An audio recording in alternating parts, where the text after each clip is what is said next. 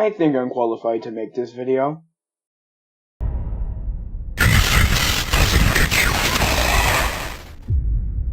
Hey everyone, I'm SuperCutBear, and welcome to How to Play MX. Let's get some things out of the way first before we begin. 1. This is just a tips and tricks on how to get better as MX, not an actual how to play as me. Keep that in mind. Secondly, this is just for fun, don't take me too seriously, because I am an MX main and I just want to share some of my knowledge to newbies or just people who want to learn how to play as MX in this game. And finally, number 3. This will most likely only be a one-time thing. I might make a sequel depending on how I feel and how long this video takes, so keep that in mind. You might get to see a sequel for this. I don't know. But without further ado, let's get into MX and talk about basic information that you should know about. First things first, let's start with good old stats. His sprint speed is 24, stamina 75, and he deals 80 damage. That's a lot. And he costs 1985 coins. By the way, when the MX update first came out, he cost 2085. They lowered it down and changed all the old monsters' price to a bit weird if you ask me. The big boy here has two abilities, Pow Hop and Charging the Mines. Pow Hop basically allows him to do a huge hop, which one of two things can happen to the survivors. One, the survivors end up fumbling and they end up, and they land and they get stunned and they are on their knees. This allows MX to run up to them and kick the child. Or the second option that can happen is that, well, the survivor jumps and they run away. Not very cool if you ask me. Charging the Mize is basically what I can describe as a very, very slow charger from Left 4 Dead 2. That's just in my opinion. That's how it feels. That's how it feels when I do it. I really feel like the charger from Left 4 Dead 2. Basically, he will, charge up. He will gain a little animation of him, charging up his run, and this will allow him to dash through, dash down, which one of two things can also happen. One, eventually you'll run out and you'll just, stumble around a bit and then you'll be back to your normal self. Or two, your face smacks the wall and you play a little stun animation. If a survivor is caught in it, they will get little ticks of damage, which can do a lot of damage. Like a lot. And each tick is considered one hit point. So this is how you would get Diamond MX very fast. Just in general, MX, you have to play kind of smart. You can't just turn off your brain. That's for most of the monsters in this game. You can't really just turn off your brain and go on autopilot. You have to actually think while you're playing as them. Because if you don't, then you're gonna fumble a lot. MX is probably the strongest monster in the game, and also the most punishing monster.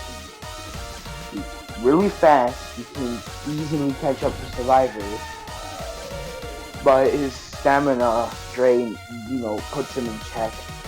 Pow Hop is the main move you'll most likely see from MX, and the main move you'll do as MX. Charging the Mize, you usually want to use it as a finisher. Like, say the survivor is, far away. That's when you use Charging the Mize, so you can catch up to them and brutally murder them. You want to be smart with your abilities, because each kill you get a refresh on your abilities. No matter what happens, you will always get a refresh. The only exception to this is Goomba Stomp, is what I like to call it. I don't think that's what it's called. Basically, in Pow Hop, you can also crush someone, too, if you're lucky. Your hitbox is a bit. Here's some footage of it. Alright, so first of all, I don't want everyone that watches his video to think that how Hops Goomba Stomp all the time, because it's not really good, because as you can see, you'll get the little like kill refresh bit where you get to see where everyone is. It's usually not that good, but it can be useful for like killing someone real quick. Like for instance, in that clip, I instantly killed that man without even having to, kick him twice. General tips and tricks, I guess I can say, is that for the survivor at least. Just try your best to stay as far away from him as possible. And if he does come to you, just try your best to avoid his attacks and shit. Just try your best to avoid him. And also make sure you get as far away from him as possible. I guess we can talk about one thing real quick. Double Trouble. MX is like a really good pair to get. If you have an MX on with you in Double Trouble, oh, you're gonna have fun. Especially if you're EXE or Uncle Samsonite. Because EXE's traps can help MX too, and the Boogie can also help MX with him, getting a quick couple kills and shit, while Uncle Samson also does the same thing. Like, those two guys are probably the best characters MX can get paired with. There's probably more that I just don't really see that often. Because, to be honest, I don't have a lot of footage of me playing as MX in Double Trouble. Most of my Double Trouble footage is just like me playing the Forest King, which I'll make a video about her. Or him. I'm calling her, because I don't care anymore. Blame me in the comments. You won't! This is what I like to think. Anyways, just in general, MX is probably the best character in the game.